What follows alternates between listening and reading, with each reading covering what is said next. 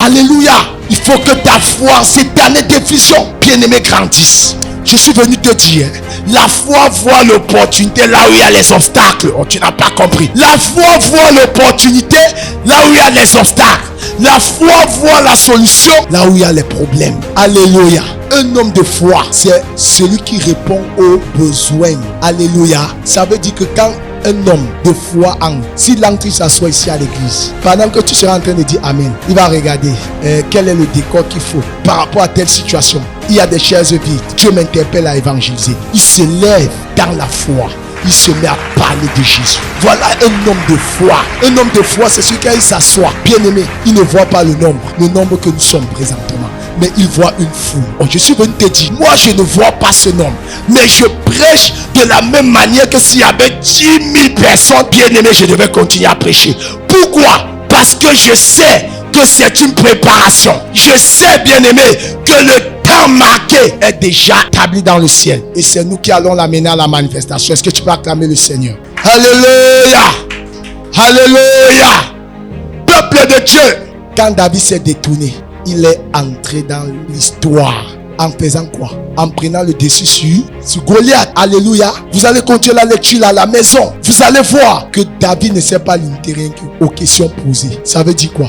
Il a trouvé la solution là où il y avait les problèmes. Le problème d'Israël, c'était Goliath. Et David s'est levé. Amen. Et Dieu l'a utilisé. Bien-aimé, je suis venu te dire, ne laisse aucune situation avoir le dessus sur toi. Alléluia. Arrête de pleurnicher. Bien-aimé, les pleurs, c'est réservé pour les enfants. Les pleurs là sont réservés pour enfants. Alléluia. Bien-aimé, un homme de foi passe à l'adversité. Bien-aimé, réfléchis à la solution. Parce que tant que tu ne réfléchis pas, tu ne verras jamais la solution arriver. Alléluia. Pendant que le peuple d'Israël criait, murmurait, se plaignait, tremblait, David, lorsqu'il est arrivé, il a cherché la solution. Il a pensé, il a déclaré, il s'est souvenu des expériences que Dieu a faites avec lui. Ce que je veux te dire, souviens-toi de là où Dieu t'a pris. Souviens-toi de là où Dieu t'a tiré. Souviens-toi de là où tu étais. Et la grâce de Dieu a fait de toi, bien-aimé, une source de bénédiction. Alors ne tremble pas. Ne tremble pas. Donne fier. N'aie pas peur. Oh, tu n'as pas compris ça.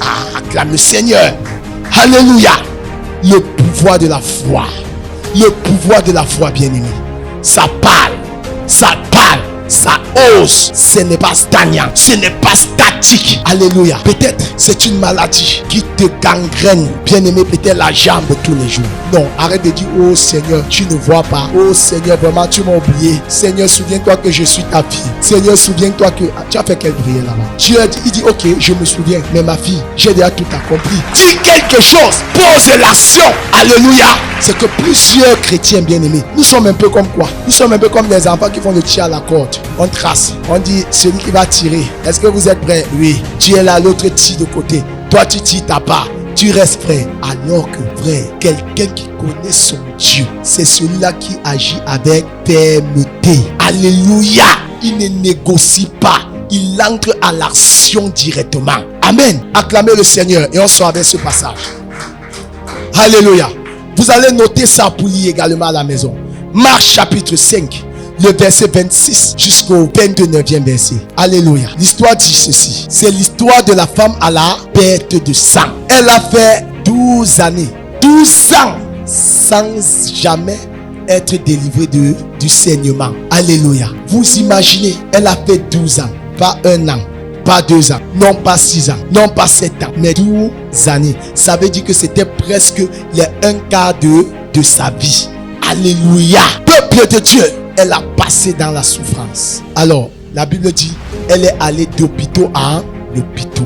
Amen. Mais sans suite favorable. Mais le jour où on lui a dit que Jésus allait passer, la Bible dit, elle se disait, si je pouvais toucher le pan de son vêtement. Elle se disait, on peut remplacer par quoi? Elle s'imaginait. Elle pensait seulement. Alors, pour que la foi naisse en elle, il a fallu qu'elle pense. Et pour qu'elle pense, c'est parce qu'on lui a dit que Jésus allait passer par. Alors toi, tu n'auras que des bonnes pensées quand tu vas comprendre la parole de Dieu. Quand tu vas t'imprégner dans la vérité, les vérités fondamentales de la parole de Dieu. C'est alors que des bonnes pensées vont naître dans ton esprit.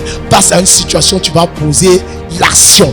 Le problème avec plusieurs chrétiens, c'est qu'ils ont carrément abandonné la Bible. Alléluia. Ils sont beaucoup attachés aux histoires bibliques. L'histoire biblique n'est pas la parole de Dieu, n'est pas la parole, n'est pas la véritable parole écrite. Ce sont les histoires. Mais est-ce que tu connais la référence biblique? Pour que, bien aimé, la parole de Dieu devienne le réma dans ta vie, il faut d'abord que tu rentres d'abord au logos. Tu lis d'abord. Amen. Tu commences à voir. Tu commences à voir ce que Jésus a pu faire. Le cas de maladie qu'il a pu guérir. Et dans ta situation, tu vas alors. C'est comme ça que, bien aimé, des pensées de foi vont jaillir en toi. Amen. C'est comme ça que la femme à la perte de sang, elle s'est imaginée. Elle s'est dit, j'ai trop pas patience. Je suis allé partout. Ça n'a rien donné. Si on dit que ce gars de Jésus là, il guérit les gens, cet homme le fera aussi pour moi. La Bible dit quoi? Dès lors où, frère, Jésus est passé, elle n'a pas couru pour dire que Jésus impose-moi les mains. Elle a juste touché le pan de son vêtement. Et la guérison s'est établie du tic au tac. Pourquoi? Parce qu'elle avait touché le levier de la foi.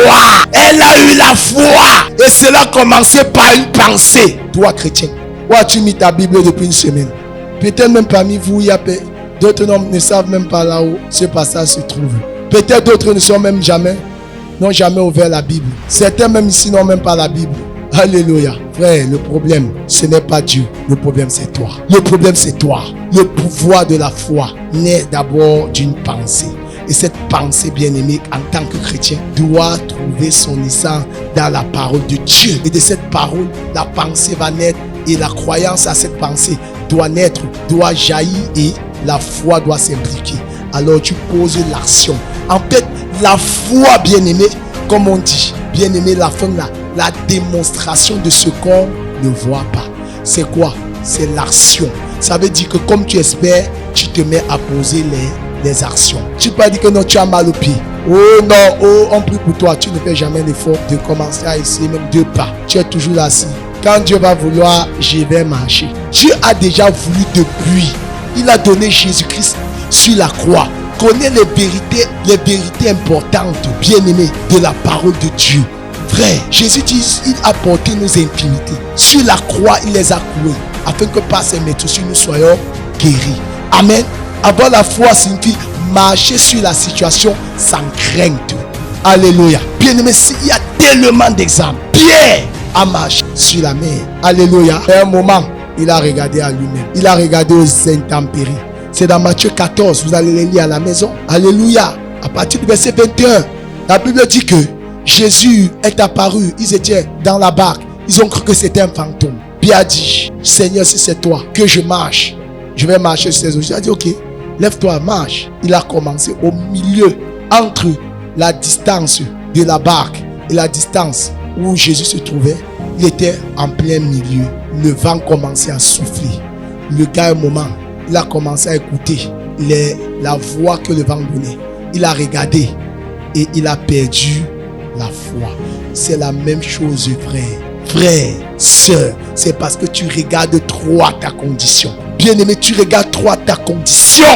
Et si tu sais que la condition dans laquelle là, tu te trouves, bien-aimé, c'est la prière de quelqu'un pour arriver là-bas où tu es actuellement. Tu n'as pas compris.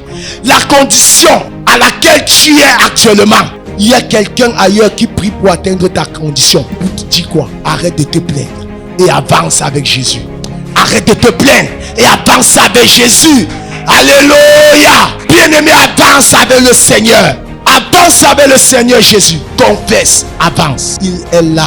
Il ne déçoit pas son juste. Il est fidèle. Il est le rémunérateur de ceux qui le cherchent.